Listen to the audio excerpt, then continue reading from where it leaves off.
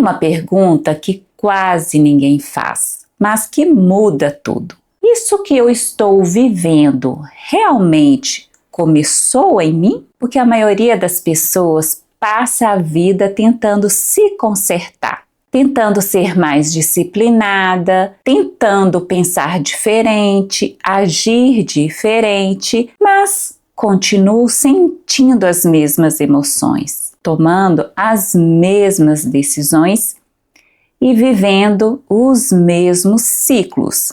E isso gera uma confusão interna muito grande, porque parece que tem uma parte sua que quer mudar e outra que puxa você de volta. E se eu te dissesse que isso não é fraqueza, é programação, mas não só uma programação mental, uma programação biológica, emocional e sistêmica. Vamos começar pela parte biológica que pouca gente explica de forma simples. Quando a gente fala de epigenética, não estamos falando de algo místico, não é energia no sentido abstrato. Estamos falando de aprendizado biológico, do jeito que o seu corpo registra experiências e passa a responder automaticamente a partir delas. O seu DNA não muda. Você não acorda um dia com outro código genético, mas a forma como esse DNA se expressa muda o tempo todo. E aqui está o ponto que quase ninguém te explica com clareza. O seu corpo liga e desliga genes o tempo inteiro, como se fosse um painel de controle. Alguns genes ficam ativos, outros ficam adormecidos. E o que define isso? Ambiente mais emoção. Agora deixa eu te explicar isso de um jeito bem concreto. Imagina uma criança crescendo em um ambiente onde existe rejeição ou crítica ou abandono emocional. Essa criança ela não entende isso racionalmente, mas o corpo dela entende. E o corpo aprende assim: para eu ser aceita, eu preciso me adaptar. Para eu não sofrer, eu preciso me calar. Para eu não perder amor, eu preciso me diminuir. Só que isso não fica só no pensamento. Isso vira biologia. O corpo começa a produzir mais cortisol, o sistema nervoso entra em estado de alerta constante, o cérebro fortalece caminhos neurais ligados à sobrevivência, não à expansão, e ao mesmo tempo genes ligados à segurança, confiança, expressão, eles começam a ficar menos ativos. É aqui que entra a epigenética, o ambiente que você vive e principalmente a forma como você se sente nesse ambiente. Ensina o seu corpo a funcionar de um jeito específico. Agora olha o impacto disso. Se você cresceu em um ambiente onde amor estava ligado à dor, o seu corpo pode associar inconscientemente amor igual a risco, prosperidade igual a perda,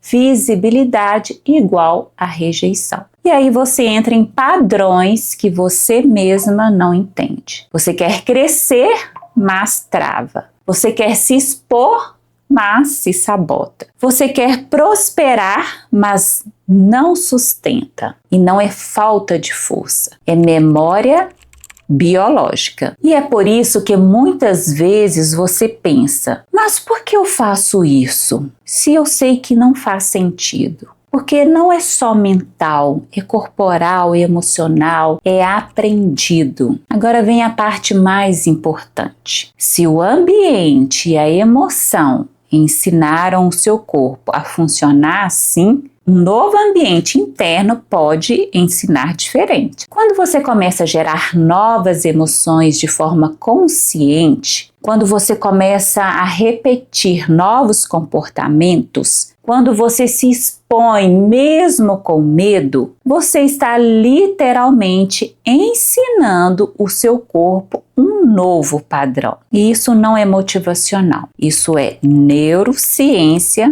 mais biologia. Novas experiências emocionais, novos sinais químicos, novas ativações genéticas. Nova ativação genética, novo comportamento. É assim que a mudança acontece de verdade. Não é só pensar positivo, é criar experiências internas que o corpo reconheça como reais. E é exatamente aqui que entram os padrões sistêmicos, porque muitas dessas emoções nem começaram em você. Agora pensa comigo, se alguém da sua família viveu uma experiência muito intensa de escassez, abandono, rejeição, perda, de humilhação, o corpo dessa pessoa precisou aprender a lidar com aquilo. E aqui entra um conceito que parece complicado, mas é muito simples. O tal modo de sobrevivência. Sobrevivência nesse contexto não é só lutar para não morrer. É o corpo tentando te proteger. É como se o organismo perguntasse o tempo todo: o que eu preciso fazer para essa pessoa não sofrer de novo? E aí, o corpo faz adaptações. Ele começa a mudar a forma como funciona. Por exemplo, se uma pessoa viveu muita escassez, o corpo aprende: preciso guardar, preciso controlar, não posso arriscar. Se viveu rejeição, o corpo aprende: não posso me expor, é perigoso. Se viver humilhação, o corpo aprende: é melhor me esconder do que sentir isso de novo. E isso não fica só no comportamento, isso vira padrão biológico. O corpo altera hormônios, ativa áreas do cérebro ligadas ao medo e até muda quais genes ficam mais ativos. Tudo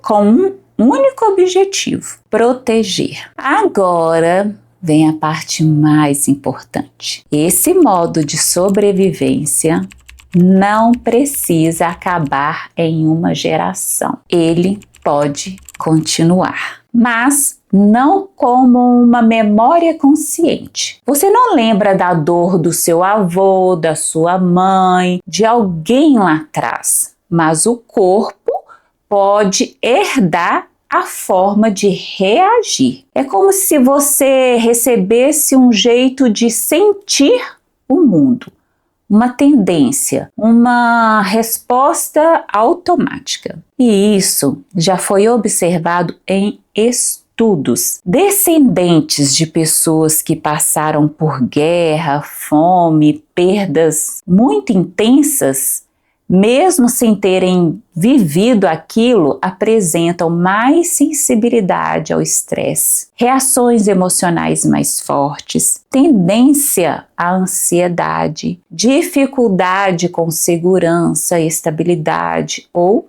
dinheiro. Ou seja, o corpo aprende com o passado, mesmo que você não saiba qual é esse passado. Agora, começa a fazer sentido para você? Você não está começando do zero. Você está continuando uma história. Talvez você nunca tenha passado fome, mas sente medo de faltar. Talvez você nunca tenha sido rejeitada de forma extrema, mas sente medo de se expor. Talvez você nunca tenha perdido tudo, mas sente que precisa controlar tudo. E aí você se cobra: por que eu sou assim? Mas a pergunta mais inteligente seria: de onde isso foi aprendido? Só que aqui tem um ponto muito importante. isso ainda não explica tudo, porque não é só biológico. Existe uma camada ainda mais profunda que envolve vínculos, lealdades invisíveis e pertencimento. E aqui é onde muita gente tem um clique muito forte. Dentro de uma família, existe uma necessidade que não é ensinada, mas é sentida: pertencer. Todo ser humano precisa sentir que faz parte, que é aceito, que tem um lugar. E o problema é que, às vezes, esse pertencimento tem um custo: repetir padrões. Mas como isso acontece na prática? Não é uma decisão consciente. Você não acorda e pensa: hoje eu vou repetir a história da minha família. Não, isso acontece em um nível emocional. Desde criança você está observando tudo. Mesmo quando ninguém está te ensinando diretamente, você observa.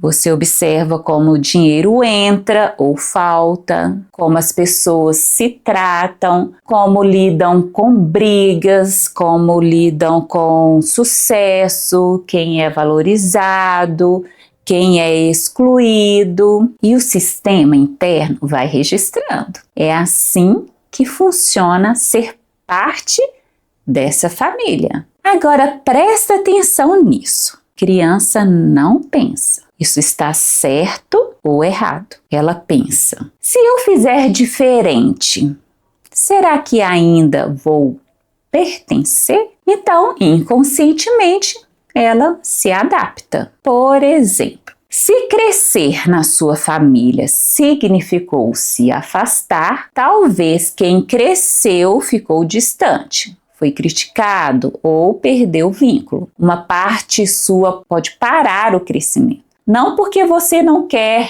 evoluir, mas porque lá no fundo existe um medo.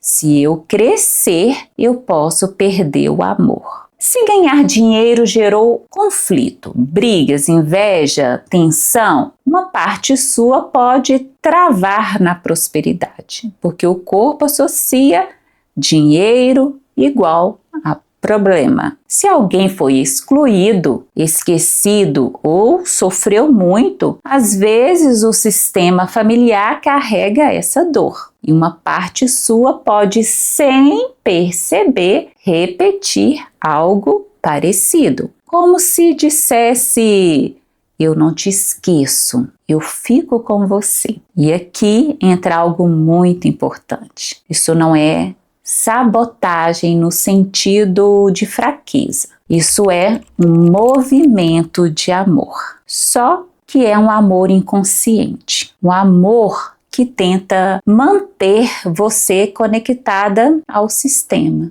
mesmo que isso te prenda. Agora, conecta isso com a neurociência, porque isso aqui fecha tudo. O cérebro não foi feito para te fazer feliz. Ele foi feito para te manter segura. E segurança para o cérebro não é o que é melhor, é o que é conhecido, mesmo que o conhecido seja ruim, mesmo que te limite, mesmo que te faça sofrer, porque o familiar é previsível. E previsibilidade para o cérebro significa: eu sei lidar com isso. Agora entende o ciclo? Você decide mudar, você quer crescer, você quer prosperar, quer fazer diferente. Mas o seu sistema emocional lembra: isso não é o que aprendemos. O seu corpo lembra: isso aqui parece arriscado. O seu cérebro reage, volta para o conhecido, é mais seguro. E aí você sente como se algo te puxasse para trás. Não é falta de disciplina, não é falta de força, é um sistema inteiro tentando te manter dentro do que ele reconhece como seguro. E é por isso que só querer mudar não é suficiente, porque você não está lidando só com pensamentos. Você está lidando com padrões emocionais, biológicos e familiares ao mesmo tempo. E quando você entende isso, você para de se culpar e começa de verdade a transformar. E aí vem a frustração. Por que eu não consigo sair disso? Porque não é só comportamento, é padrão profundo. E é por isso que só mudar pensamento, só tentar mais, só força de vontade não sustenta transformação. Agora deixa eu te falar algo importante sobre criação da realidade. A sua vida não é criada só pelas suas metas. Ela é criada por aquilo que você sente com frequência, aquilo que o seu corpo reconhece como seguro e principalmente aquilo que você ainda está sendo leal. Se existe uma lealdade ativa dentro de você, você pode até crescer,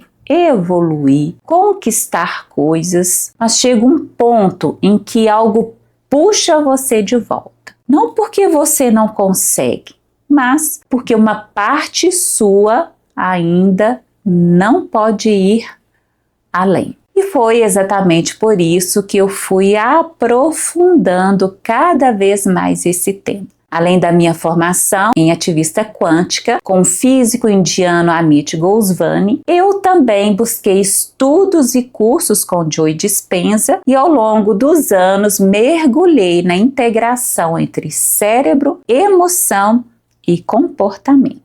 Mas foi na prática, atendendo pessoas, que tudo ficou ainda mais claro. Porque quando você olha para a raiz de um padrão, você começa a ver coisas que antes não faziam sentido nenhum. E quando você vê, você não consegue mais voltar a ser quem era antes. E é exatamente isso que acontece em uma constelação familiar individual. Ela não é sobre teoria, ela é sobre revelar o que está oculto, o que está sendo repetido e o que precisa ser reorganizado. E quando isso é visto, o corpo responde. O comportamento muda, a vida começa a se reorganizar de forma muito mais leve. E eu estou vivendo um momento muito especial nisso tudo. Este ano eu completo 10 anos como consteladora familiar. 10 anos acompanhando histórias, padrões, dores e principalmente